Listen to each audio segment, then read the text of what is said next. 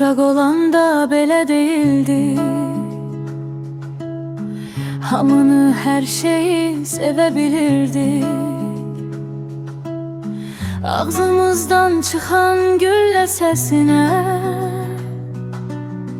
yumup gözümüzü ölebilirdi. Biz elə ölümü belə bilirdi. Böyüdük nənələr, babalar öldü. Böyüdük doğmalar, əzizlər öldü. Böyük ürəklilər, təmizlər öldü. Biz uşaq olanda belə değildi. Ağlasaq üzümüz təmiz olardı. Qışı qırıb ağlamaq çağırış idi.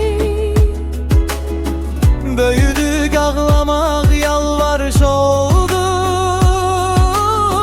Biz uşaq olanda bahardı hər gün.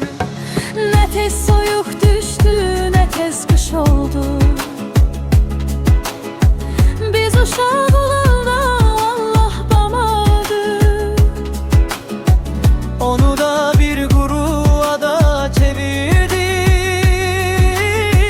En büyük doğmanı yada çevirdi. Böyüdük, sevgimiz korkuya döndü.